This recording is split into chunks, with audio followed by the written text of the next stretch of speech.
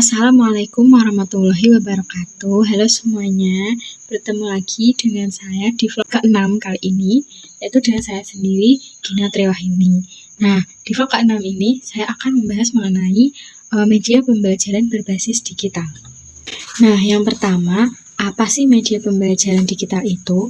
Media pembelajaran digital adalah media pembelajaran yang bekerja dengan data digital atau citra digital yang dapat diolah, diakses, dan didistribusikan menggunakan perangkat digital. Contohnya seperti laptop, PC, dan smartphone. Selanjutnya yang kedua yaitu urgensi media pembelajaran digital, dibagi menjadi 5. Yang pertama, meningkatkan kemampuan peserta didik. Kedua, meningkatkan mutu pembelajaran. Ketiga, memenuhi kebutuhan siswa. Keempat, memenuhi tuntutan paradigma baru. Nah, tuntutan paradigma baru di sini itu karena pendidikan di zaman sekarang itu pendidik sebagai motivator, fasilitator, dan pengelola pembelajaran. Jadi, pendidik hanya mengarahkan siswa dalam belajar. Selain itu, pembelajaran di zaman sekarang juga lebih condong ke siswa, atau biasanya disebut dengan student-centered learning. Dan yang terakhir, kelima, meningkatkan kebutuhan pasar. Pemilihan dalam media pembelajaran yaitu ada 2. Yang pertama, dilakukan oleh pendidik ketika pendidik akan membuat alat peraga untuk mempermudah peserta didik dalam kegiatan belajar mengajar. Yang kedua, pendidik harus konsisten dengan tujuan awalnya. Selain itu, pendidik juga harus menakar kemampuannya, apakah dia bisa menguasainya atau tidak. Lalu bagaimana kriteria pemilihan media? Yaitu ada 5. Yang pertama, harus sesuai dengan materi. Kedua, tingkat kesulitan. Ketiga, biaya. Keempat, ketersediaan. Dan 5, kualitas teknis. Selanjutnya, pemilihan media pembelajaran digital menggunakan model section. S berarti yang pertama itu student, harus berpusat pada siswa, yaitu terkait dengan kebutuhan dan minat siswa, kecakapan dasar, daya akses, dan gaya belajar siswa. Is to use atau mudah digunakan. Ada beberapa hal yang harus diperhatikan, yaitu tata letaknya harus ringkas, tampilannya mudah dipahami oleh siswa, kontennya juga mudah dipahami, serta tersedia petunjuk penggunaan. Kemudian kata yang ketiga C, cost atau biaya. Terdapat biaya produksi, perancangan materi, pengumpulan bahan, dan konsultasi dengan pakar. Kata T berarti teaching and media selection, yang artinya relevansi dengan pembelajaran. Di antaranya tujuan pembelajaran, terdapat metode dan materi pembelajaran, kemudian bagaimana prinsip-prinsip media pembelajaran tersebut. Selanjutnya interaction. Di sini bagaimana interaksi antara guru, kemudian terdapat media, kemudian siswa. Jadi antara guru dengan siswa ini interaksinya 2 arah.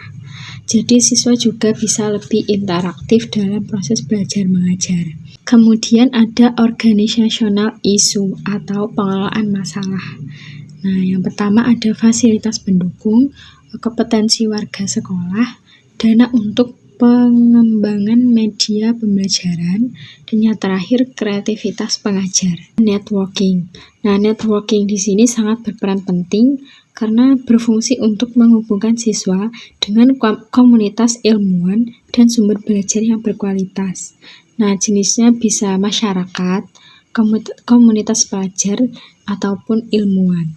Yang terakhir yaitu ada security and privacy. Nah, ini berkaitan dengan keamanan diri dan perangkat yang digunakan, baik secara maya maupun nyata. Nah, kemudian selanjutnya ada rencana pembelajaran model Azure.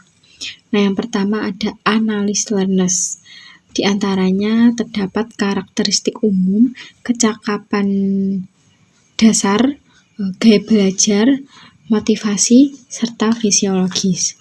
Yang kedua ada state, standard, and objective. di mana menyatakan standar kompetensi dan tujuan pembelajaran, mulai dari audience, behavior atau kemampuan, kondisi, dan degree atau tingkat akurasi siswa. Yang ketiga ada select strategi, teknologi, media, dan materials. Di antaranya dengan memilih strategi pembelajaran, teknologi dan media pembelajarannya bagaimana, dan yang terakhir memilih materi.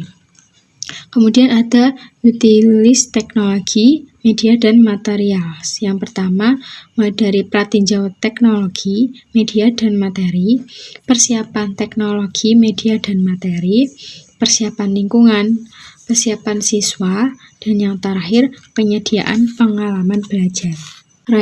Require learner participation, di mana mengharuskan partisipasi siswa karena siswa merupakan kunci berhasil dalam proses pembelajaran. Karena zaman sekarang pembelajarannya juga lebih condong ke siswa atau student center learning. Caranya bagaimana?